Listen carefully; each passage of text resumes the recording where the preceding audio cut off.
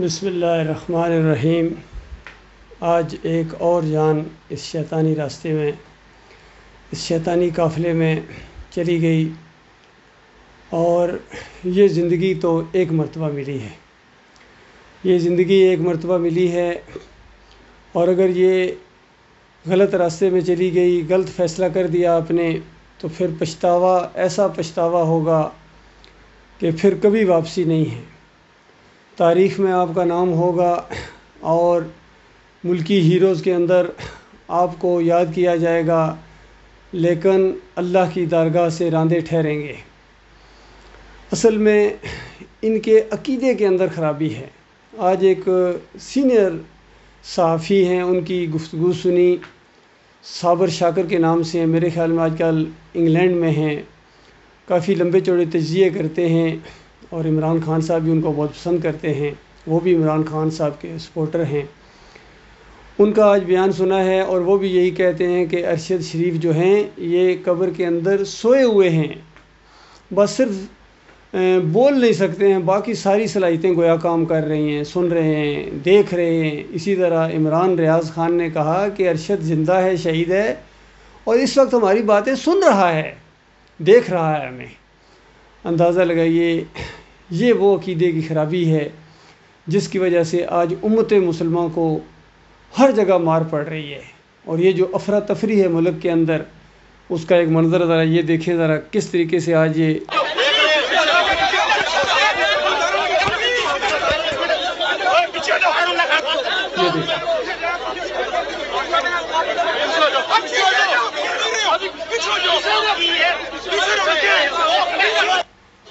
مجھے بڑے افسوس سے کہنا پڑتا ہے کہ آج ایک ایکسیڈنٹ کی وجہ سے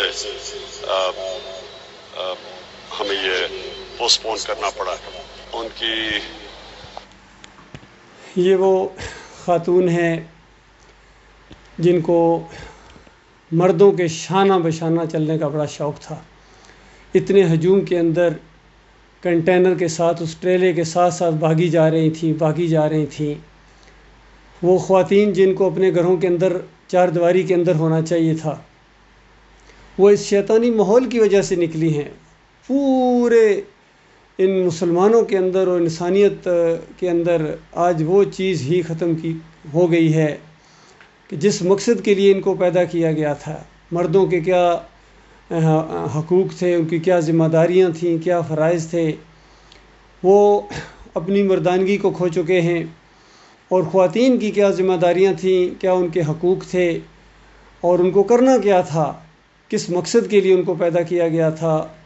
وہ خواتین اب خواتین نہیں رہی ہیں، اب یہ کوئی درمیانی سی مخلوق بن گئی ہے، نہ مرد مرد ہیں، نہ عورتیں عورتیں ہیں، اور ان کے اوپر اللہ کے عذاب کا کوڑا ہے، وہ رکنے کا نام نہیں لے رہا ہے۔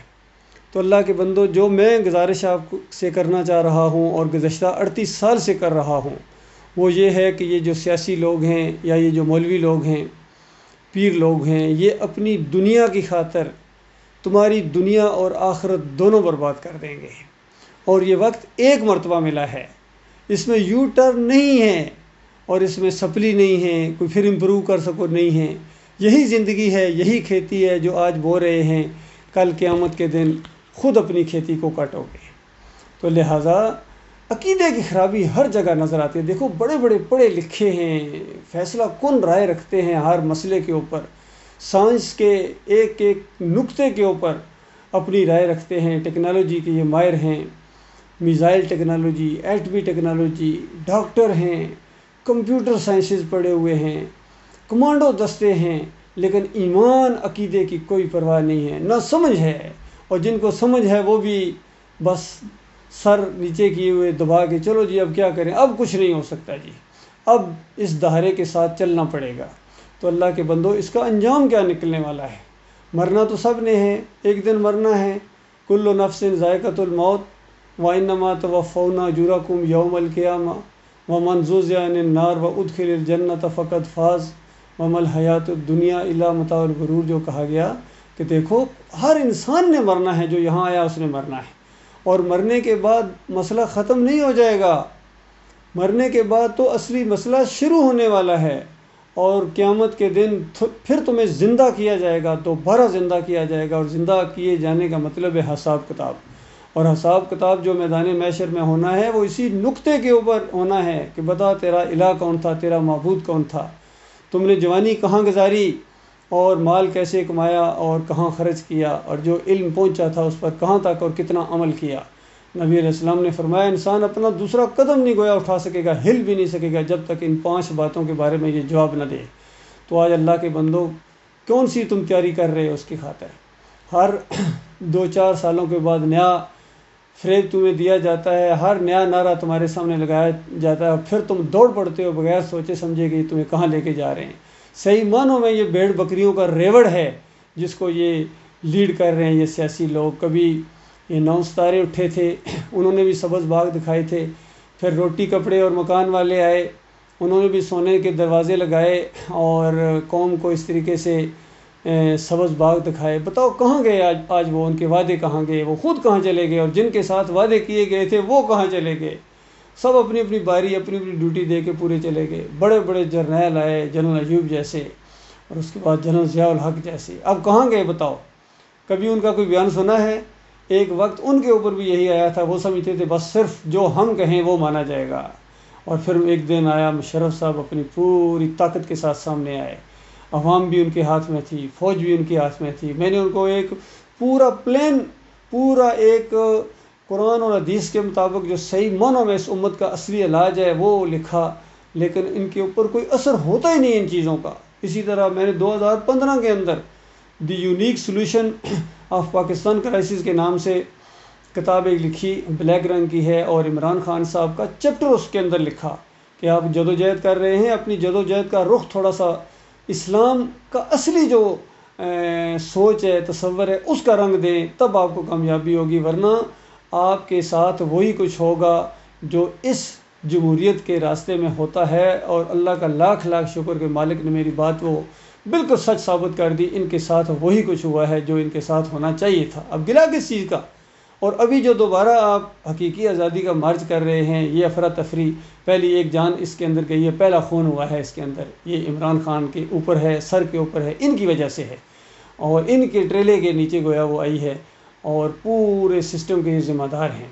اور قوم کی حقیقی رہنمائی کرنے کی بجائے ان کو پھر اسی دلدل کے اندر، حقیقی غلامی کے اندر یہ جکڑ رہے ہیں۔ یقین حقیقی غلامی، حقیقی جو آزاد ہوتا ہے وہ مومن ہوتا ہے، یقین کیجئے اس کو حقیقی آزادی ملتی ہے، اور وہ جا کے آگے جا کے جب مرے گا اس کے لیے اللہ تعالیٰ نے جنتیں تیار کر کے رکھے ہوئے ہیں۔ ابھی صابر شاکر کا ایک میں نے پھر وہ سنا ہے، وہ کہتے ہیں ہمیں موت کا کوئی ڈر نہیں ہے، ہم تو بالکل خوشی کے ساتھ آگے چلے جائیں گے۔ خوشی کے ساتھ تو جائیں گے، لیکن آگے جب جائیں گے تو پھر آپ کو پتہ چلے گا آگے کیا ہے، اللہ کے لیے کیا کیا ہے اور دنیا کے لیے کیا کچھ کرتے رہے ہیں۔ کبھی آپ کے نام منہ سے نام تک نہیں نکلا تھا اللہ کی صحیح توحید کا، اور شرک کے اوپر کبھی آپ نے کوئی کالم لکھا ہے؟ بتاؤ کسی ایک نے کبھی کہیں سے کوئی بیان آیا، کسی صحافی نے کہا ہو کہ دیکھو اللہ تمہارا داتا ہے، یہ باٹی والا داتا نہیں ہے، یا علی مدد پکارنا شرک ہے؟ کسی سیاسی لیڈر نے یہ بڑے مجمع کے اوپر، عمران خان نے کوئی بیان دیا ہو، نواز شریف نے کبھی کوئی بیان دیا ہو؟ مجھے ابھی تک یاد ہے میری آمنے سامنے بیٹھ کے جسٹس سعید الزمان صدیقی سے گفتگو ہوئی تھی، اور وہ کہتے ہیں کہ وہاں عمرے کے دوران جب یہ سعودی عرب وہ گئے ہوئے تھے، نواز شریف صاحب ان کو وہاں بھیج دیا گیا تھا، تو وہاں ان کی ملاقات ہوگی۔ کہتے ہیں عمرے کے دوران، طواف کے دوران ہماری ملاقات ہوئی کہ حرم کے اندر، اور جسٹس سعید کہتے ہیں کہ میں نے ان سے کہا کہ نواز شریف یہ آپ کیوں یہ جو وہاں بھاٹی میں اتنا بڑا کمپلیکس بنا دیا اور وہاں سما ہال، اور آپ کو نہیں پتہ یہ شرک ہے؟ تو آگے سے نواز شریف صاحب کہتے ہیں سر اس کے بغیر قوم نہیں مانتی ہے، قوم کا یہ مزاج ہے، تو یہ شرک کی تھپکی دیتے ہیں، شرک کا انجیکشن لگاتے ہیں کہ میاں بالکل صحیح جا رہے ہو۔ اور جب جہنم کی آگ کے اندر ان کی آنکھیں کھلیں گی، ان ووٹروں کی بھی اور ان ورکرز کی بھی اور ان علماء کی، ان پیروں کی، ان کے مریدوں کی، افسران کی، ان کے جوانوں کی، جا کے وہاں جہنم کی آگ کے اندر جب ان کی آنکھیں کھلیں گی تو وہاں ایک دوسرے کے اوپر لعنتیں بھیجیں گے کہ بے ایمانوں مروا دیا، اور وہ بات تم نے کبھی کہی نہیں تھی جو روح تھی اس پوری کائنات کی، جس کے لیے اللہ نے انبیاء کو بھیجا، اور آخری رسول محمد صلی اللہ علیہ وآلہ وسلم کا وہ پیغام، آخر پیغام کیا تھا؟ تم اس بات کے اوپر بس لڑتے رہے آخری کون اور پہلا کون، آخری ہیں آخری، اور آخری کا پیغام کیا تھا؟ وہ پہلے کا پیغام کیا تھا؟ آدم علیہ السلام پہلے نبی، ان کا پیغام کیا تھا؟ پھر درمیان والے انبیاء کا پیغام کیا تھا؟ پھر آخری نبی کا پیغام کیا تھا؟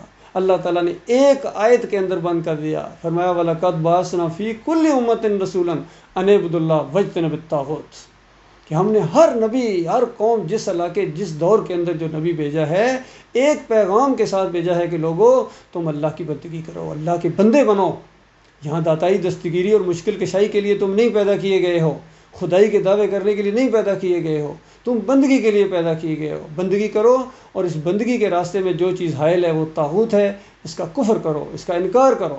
وَاجْتَنِبِ الطَّاغُوتَ، اس کا انکار کرو، اجتناب کرو۔ اور کہیں فرمایا فَمَن يَكْفُرْ بِالطَّاغُوتِ وَيُؤْمِنْ بِاللَّهِ، جو کوئی ان طاغوتوں کا انکار کرے، وَيُؤْمِنْ بِاللَّهِ، پھر اللہ کے اوپر ایمان لائے، اس نے وہ مضبوط سارا پکڑا جو کبھی نہیں ٹوٹے گا۔ اللہ کے بندوں، یہ تمہارے لیڈر، یہ سیاسی لیڈر ہوں یا دوسرے لیڈر ہوں، یہ طاغوت کی حیثیت رکھتے ہیں، کیونکہ یہ اللہ کے راستے سے تمہیں روک رہے ہیں، اللہ کی بندگی سے روک کر تمہیں شیطان کی بندگی کی طرف لے جا رہے ہیں۔ یہ جمہوریت کا سارا نظام ہے، یہ خالص شیطان کی بندگی ہے، یہ مشرکانہ نظام ہے۔ اللہ کے بندوں، اپنے اسلام کی طرف واپس لوٹو۔ صحابہ کرام کس انداز سے اٹھے تھے، بتاؤ، یہ جمہوریت تھی؟ اس طرح ووٹوں کا نظام ہوا تھا؟ چند صاحب رائے لوگ ہوتے ہیں، سمجھدار قسم کے جو معاشرے کے لوگ ہوتے ہیں، وہ آپس میں مشورے کے ساتھ، اور جس انداز سے بھی سارے یہ پہلے خلیفہ بنے ہیں، ابو بکر صدیق رضی اللہ تعالیٰ عنہ، پھر عمر بن خطاب آئے ہیں رضی اللہ تعالیٰ عنہ، پھر عثمان رضی اللہ تعالیٰ عنہ، پھر اس کے بعد جیسا بھی معاملہ ہوا ہے، اختلافات بھی ہوئے ہیں، لیکن عقیدے کی کوئی خرابی نہیں ہوئی ہے، اور 2-3 صدیوں تک عقیدے کے اندر کوئی پریشانی نہیں آئی۔